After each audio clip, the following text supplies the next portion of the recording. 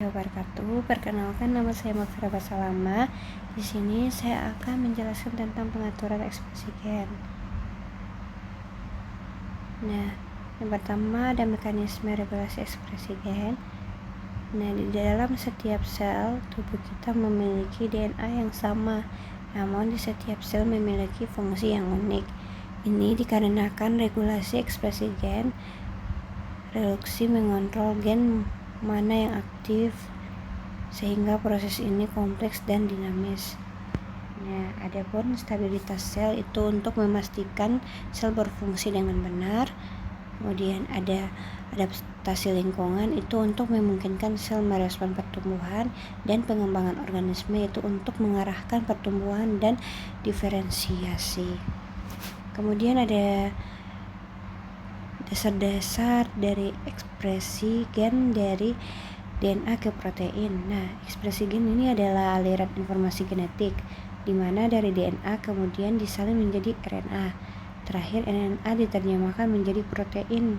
Protein menjalankan sebagian besar fungsi selnya. Nah, adapun tahap-tahapnya berikut ada pada transkripsi itu dari DNA ke RNA.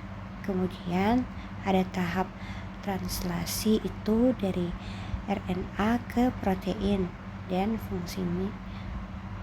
Dan terakhir itu protein menjalankan tugasnya, jadi DNA ke RNA, kemudian RNA ke protein, dan selanjutnya protein akan menjalankan tugasnya. Kemudian ada tingkatan pengaturan di mana kontrol itu terjadi sih. Nah, pengaturan ekspresi gen bisa terjadi di berbagai tingkatan. Ini memastikan kontrol yang tepat dari aksesibilitas DNA hingga modifikasi protein akhir. Yang pertama itu bisa terjadi saja di pasca translasi, yaitu modifikasi protein. Nah, atau mungkin juga bisa terjadi di translasi pada kontrol sintesis protein. Nah, atau mungkin yang ketiga itu pasca transkripsi, itu pemrosesan RNA. Kemudian ada transkripsi itu inisiasi sintesis RNA, dan yang terakhir itu ada kromatin atau aksesibilitas RNA. Nah, adapun pengaturan pada prokaryota ini yaitu model operan studi kasus Leo operan. Nah, prokaryota ini mengatur ekspresi gen melalui operon.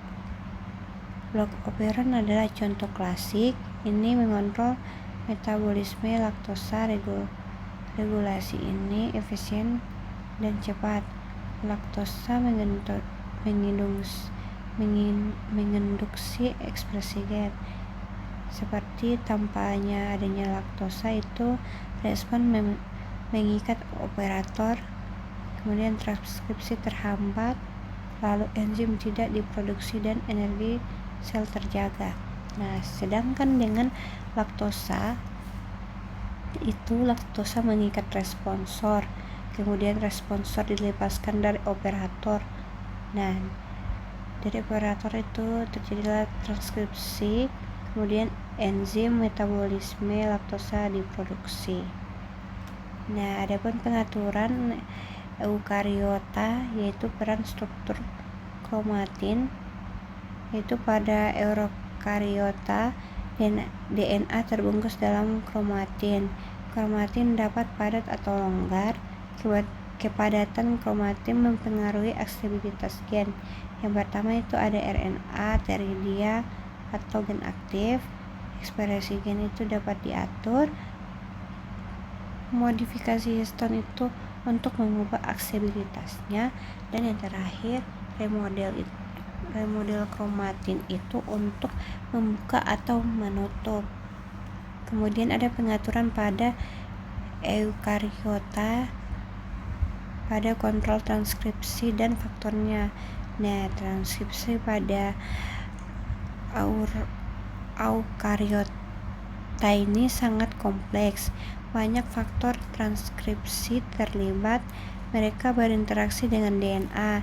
Interaksi ini mempengaruhi laju transkripsi, enseler dan silencer berperan penting. Nah, adapun faktor transkripsi itu untuk mengikat DNA, kemudian ada mengontrol laju untuk mempercepat atau memperlambat, ada enseler itu untuk meningkatkan transkripsi, dan silencer itu untuk menurunkan transkripsi.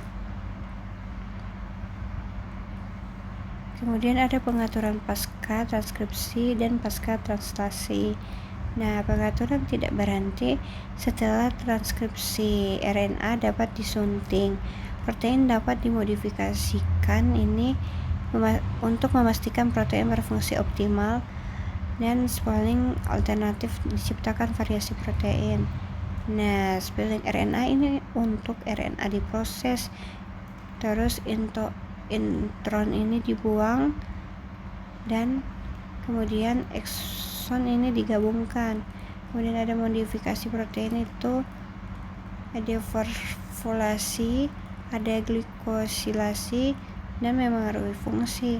Dan terakhir degradasi RNA atau protein, yaitu untuk mengontrol durasi dan kadar. Kemudian ada peran pengaturan ekspresi gen dalam perkembangan dan penyakit. Pengaturan gen sangat krusial, ini membentuk organisme kompleks. Perkembangan embrionik ini bergantung padanya. Disregulasi dapat menyebabkan penyakit. Banyak kondisi genetik terkait, yaitu perkembangan sel, diferensiasi jaringan dan organ terbentuk proses terkoordinasi. Kemudian penyakit itu seperti kanker, diabetes, gangguan gen, dan mekanisme kompleks. Dan terapinya itu berupa penargetan gen, obat baru, harapan di masa depan. Adapun kesimpulan dari pemaparan materi saya pada hari ini, yaitu pengaturan ekspresi gen adalah bidang yang dinamis. Pemahaman kita terus berkembang tentang cepat ada penelitian berkelanjutan untuk membuka banyak pintu ini tentu melalui kehidupan. Bersama kompleksitas itu adalah sistem yang rumit, perlu pemahaman lebih dalam.